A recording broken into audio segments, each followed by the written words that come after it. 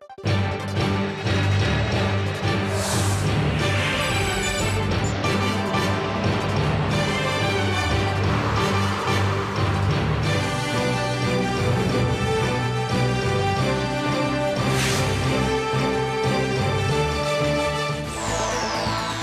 the headlines, South Korean President Park Geun-hye promises a strong defense posture, marking the 5th anniversary of a North Korean torpedo attack on a South Korean warship.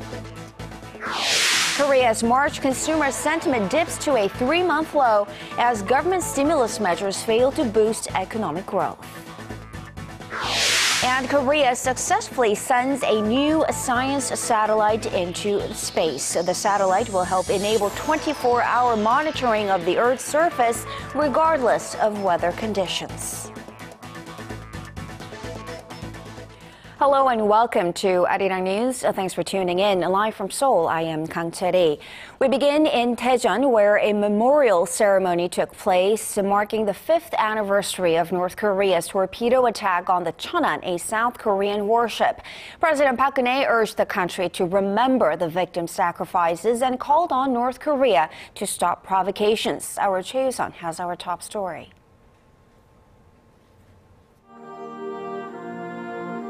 From a senior chief petty officer who was only 1 month away from his wedding to another officer whose then newborn daughter is now 5 years old.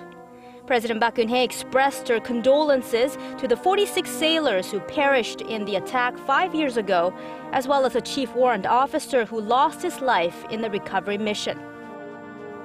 정부는 국가 방위 역량을 더욱 확충하고 굳건한 한미 동맹을 바탕으로 확고한 전쟁 억지력을 확보해 다시는 천안함 피격과 같은 일이 일어나지 않도록 할 것입니다.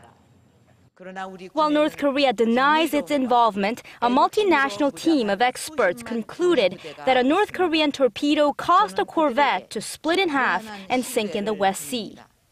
As this year marks the 70th anniversary of the division of the Koreas, President Park urged the North to stop thinking nuclear arms will provide protection and encouraged its leadership to come out of isolation and seek real security and development.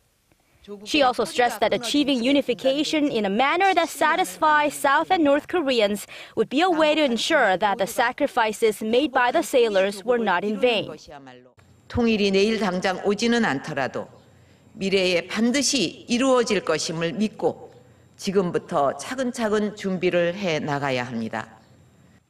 Vowing to ensure the Korean people remember the honorable Navy men, the president promised to crack down on irregularities, specifically referring to the Navy's recent procurement corruption. Cheonan, ARIRANG News.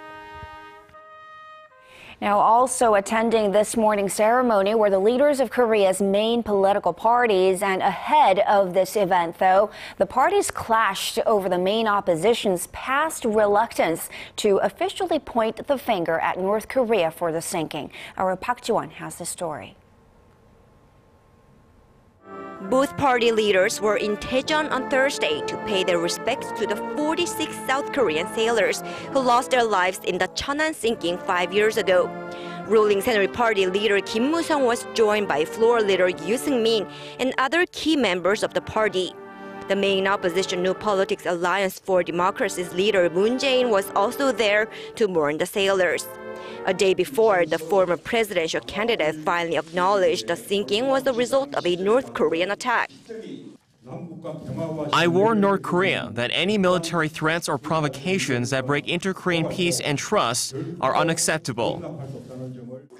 Up until now, Moon had not declared a stance on the cause of the sinking.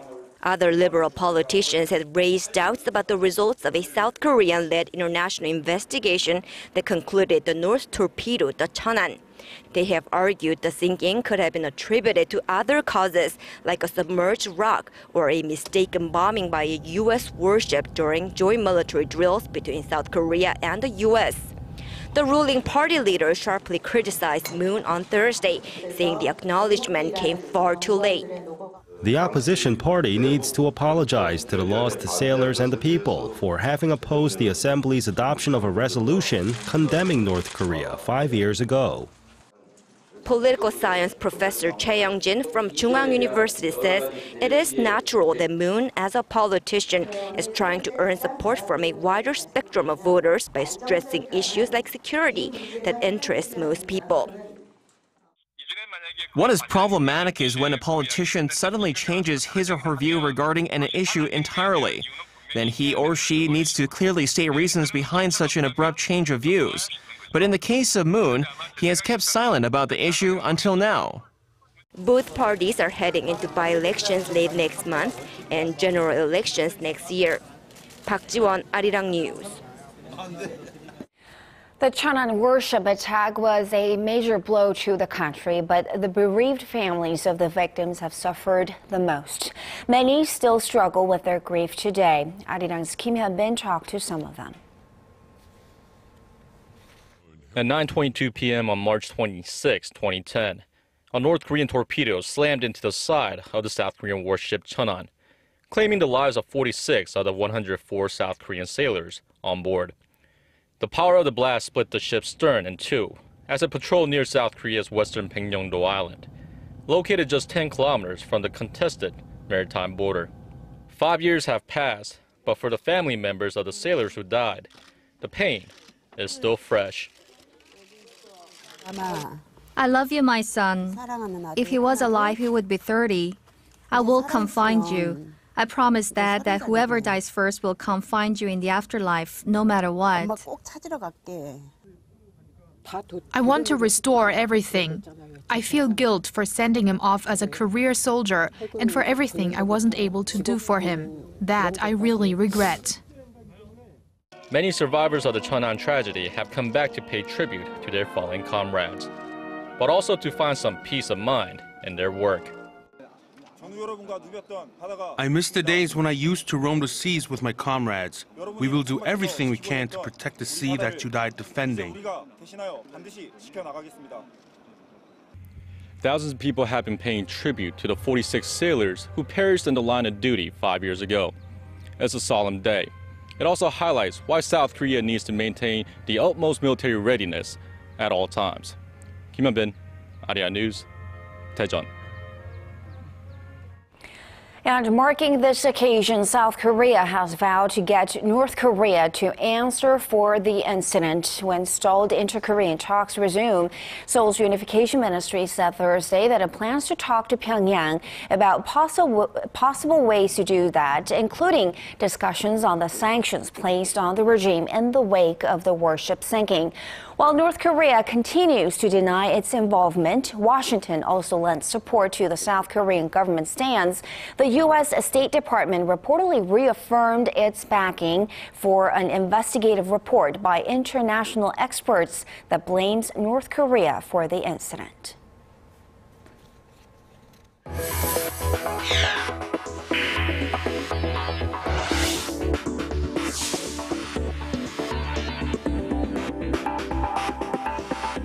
The top U.S. military officer is in South Korea today for talks with his South Korean counterpart in Seoul. General Martin Dempsey's trip comes amid heated controversy over the possible deployment of the THAAD missile defense system to South Korea. Our Hwang Sung-hee reports. Well, the top U.S. military officer addressed the possible deployment of a controversial U.S. missile defense system in South Korea during his visit to Seoul. U.S. Joint Chiefs of Staff Chairman General Martin Dempsey and his counterpart Geun-hye will meet on Friday to discuss pending issues, such as responding to North Korean threats. The South Korean military stressed that the deployment of the Terminal High Altitude Area Defense Battery, also known as THAAD, is not on the agenda. Although the two allies say there have been no formal discussions, Washington has been pushing the issue, saying THAAD will deter North Korea's nuclear and missile threats. Seoul is more cautious, with its neighbors, namely China and Russia, voicing their opposition. South Korean ambassador to the U.S. An Ho-young on Thursday said the decision will be based on Korea's needs. As we are doing with the Asia Infrastructure Investment Bank, we will consider various factors and reach a decision that best serves our national interest at an appropriate time. North Korea has expressed anger about the proposed defense system, with its foreign ministry warning that the deployment will turn the region into a theater of fierce scramble. In a statement carried by North Korean state media on Thursday, the ministry called it Washington's preparation for a preemptive strike at the north and an attempt to contain China and Russia. Even if the issue of THAAD doesn't come up this time, pundits say speculation will resurface when U.S. Secretary of Defense Ashton Carter visits South Korea early next month. 황성희, 아리랑 뉴스. A group of academics in the United States say they're sticking to their guns on the Japanese government's efforts to whitewash past wartime atrocities. This comes after some scholars in Japan called for revisions to a U.S. history book that details Japan's wartime sexual slavery. Connie Kim has more. Professor Alexis Student from the University of Connecticut says she and her fellow academics will not retract or alter the statement they published in the March edition of the American Historical Association periodical. The statement said that no government should have the right to censor history and accused the Abe administration of questioning established history. Student told Seoul-based Yonhap News Agency Tuesday that her group will continue to support academic freedom for people engaged in researching and teaching history. She was responding to a group of Japanese scholars who demanded last week that U.S. publication McGraw-Hill revise a history book's description of Japan's military sexual slaves. Historians estimate some 200,000 women, mostly from Korea, were forced to work in brothels for the Japanese military during World War II. Japanese Prime Minister Shinzo Abe also claims there are errors in the history book, which is used in classrooms. Earlier this year, Abe said he was surprised to see how the American textbook described the sexual enslavement issue and pledged continued efforts for changes. His administration continues to deny state responsibility for the country's past atrocities. Japan's latest claim follows a string of revisions the country has been issuing about its wartime atrocities. Connie Kim, ARIRANG News. An unidentified man tried to set fire to the Korean Cultural Center in Tokyo last night. Nobody was hurt and the property was not damaged except for the stone wall near the side of entrance, which was blackened by the flames. According to CCTV analysis, this man poured lighter oil on the wall and set it on fire around midnight. The motive for the crime is not clear yet, but the Korean embassy in Japan and the foreign ministry are working together to aid the probe. The government's aggressive stimulus measures and central bank rate cuts in Korea are not bearing fruit just yet. Korea's consumer confidence continues to remain sluggish with no signs of inflation meeting the central bank's target zone. Our Hwang Ji has the details. Korean consumers' inflation expectations for the next 1 year came in at a record low of 2.5%. It also marked a 0.1 percentage point drop from a month ago, as policymakers see expected inflation as a window into future inflation. Forecasts are growing that the central bank is going to fall short of its inflation target band of 2.5% to 3.5%. The slumping expectations for prices to increase come after the central bank cut its key rate 3 times over the last 8 months as a means to prop up ailing domestic consumption and revitalize the economy. And despite such efforts, there are no signs of improving consumer sentiment either. Consumer sentiment has been on an upward trend this year, but that came to an early end in March. The Bank of Korea's Consumer Sentiment Index came in at 101 this month, down 2 points from February. The central bank attributes the drop to the sluggish pace of recovery and the weakening prospects of income from interest due to the record low key rate of 1.75%. A reading above 100 means optimists outnumber pessimists. Hwang Ji, ARIRANG News. 7 out of 10 lawmakers and high-ranking civil servants in Korea saw their wealth increase last year. According to the Government Public Ethics Committee on Thursday, more than half of the country's 2,300 senior government officials reported an increase in their assets in 2014. The committee attributed the gains to higher real estate prices and salary savings. President Park Geun-hye also saw her fortune increase by nearly $300,000 on year to a total of $3 million. In Korea, it's mandatory for government officials, lawmakers, and senior judges to disclose their personal assets every year. Korea's latest satellite is now successfully orbiting the Earth. Officials say the satellite has made its first contact with Korea's ground station. The new satellite will help enable 24-hour monitoring of the Earth's surface, regardless of weather conditions. Kim Min-ji tells us more. The Korea Aerospace Research Institute confirmed that the Korea Multipurpose Satellite 3A established radio contact with Korea's ground station Thursday afternoon. It made 2 previous radio communications, and all of its solar panels have been deployed to generate power. The satellite, also known as ARIRANG 3A, was launched just past 7 a.m. Korea time from Russia's Yasny launch base. It was sent into space on the Deneb, a Russian launch vehicle converted from a Soviet-era intercontinental ballistic missile. The launch comes as Korea is aiming to make inroads into the global space industry. Satellite development around the world is ramping up, and Korea plans to develop its own launch vehicle for testing by 2019. Korean officials hope the ARIRANG 3A will boost the country's ability to monitor the Earth's surface and complement the nation's 3 other multi-purpose satellites currently in space. Until now, satellite development was led by the government, but this time private companies put a lot of effort into the making of the ARIRANG 3. We see this as a big opportunity for Korea to develop further in this area. The 1,100-ton satellite has the most powerful optical lens of any Korean satellite yet. It will be able to provide clear images of any object larger than 50 centimeters in diameter on the Earth's surface. It's also equipped with an infrared sensor that can monitor volcanic movements or forest fires. The ARIRANG 3A will circle the Earth 15 times a day for the next 4 years. Kim Min-ji, ARIRANG News. Latest figures show 3 out of 5 foreigners who've gained South Korean citizenship are Chinese. According to the Justice Ministry, over 2,800 foreigners were naturalized in just the first 2 months, that is, this year alone. China ranked first with 1,700, but many of them ethnic Koreans. Those from Vietnam and the Philippines followed, with most immigrants from Southeast Asia obtaining citizenship through marriage.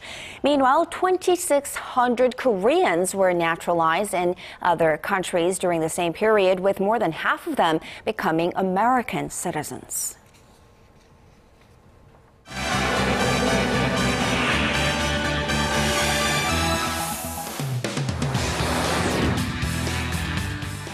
Air safety investigators have begun analyzing the black box data from the German airliner that crashed in the French Alps. Recovery operations at the crash site have also resumed to secure more clues. And Paul E. is joining us from the News Center to tell us more. Paul, shocking details have been revealed about the final moments of the flight. Fill us in. Well, media reports have been citing sources close to the ongoing investigation. They say early audio recordings from that recovered black box suggest that one of the 2 pilots on Germanwings Flight 9525 was locked out of the cockpit just before the plane went down, killing all 150 people on board. Our Kwon Soo-ah has the details. The cockpit recorder from the ill-fated Germanwings plane has already produced some promising clues. It is damaged, but it is possible to reconstruct the black box in order to examine it in the coming hours and determine a number of details about this catastrophe. The retrieved recording suggests that one of the 2 pilots may have been locked out of the cockpit in the lead-up to the devastating crash.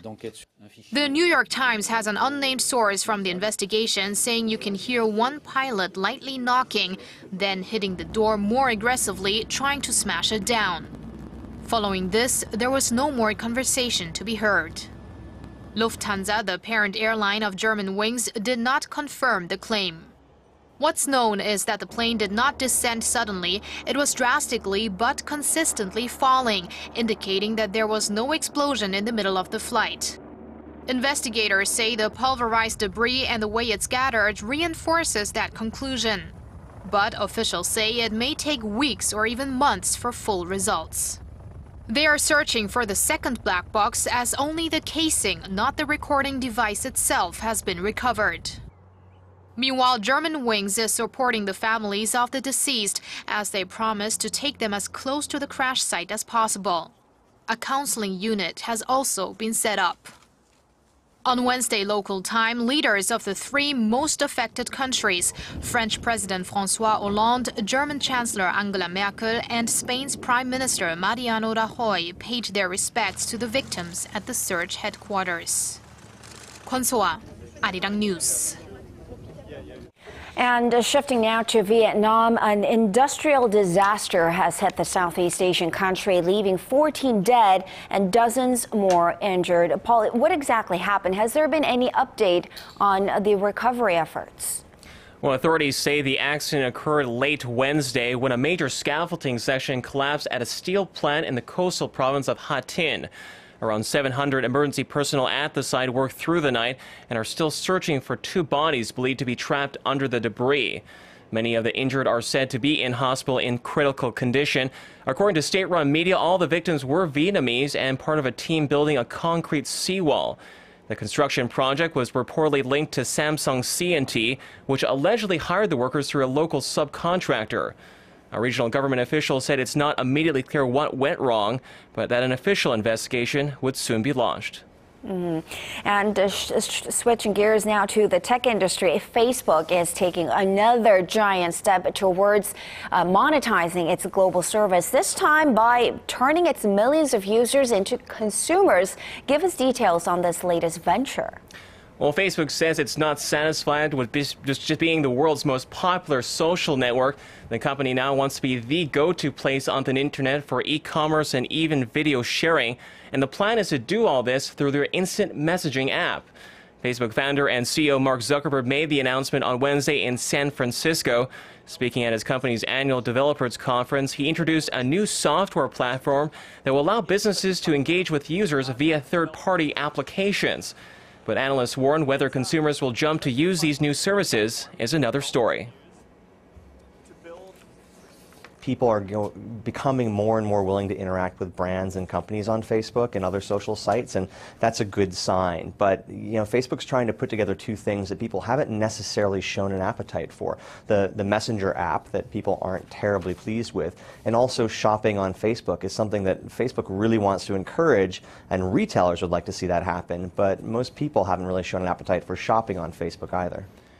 The transformation of Facebook Messenger is set to launch in the coming days. Zuckerberg said that nearly half of Facebook's 1.4 billion users also use a messaging app, which would represent one of the biggest online marketplaces in the world. And finally, Paul, two of the biggest players in the global food industry are joining forces. The iconic ketchup maker Heinz will take over Kraft Foods in a multi-billion-dollar deal. How are investors reacting to this mega merger? Well, apparently they're welcoming it with open arms. Shares of Kraft were up more than 38% in Wednesday's trading following the announcement.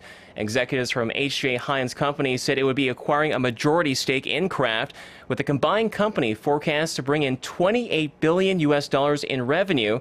And now at the same time, the merger is expected to save about $1.5 billion in annual costs. This as both firms are under increasing pressure to streamline operations. The consumer tastes have been impacting the industry for the last number of years. Consumers, the millennials, have shifted to healthier foods, and the low-income consumer has cut back. So overall, industry growth has been quite slow. And so you've seen more robust merger and acquisitions with activity within the industry over the last several years because of this. The deal would also provide Heinz access to Kraft's popular brands, which it says are in 98% of North American households. and include well-known names like Oscar Mayer and Planters. Chery? All right, Paul, thank you so much for those stories, and we will see you again in just about 2 hours.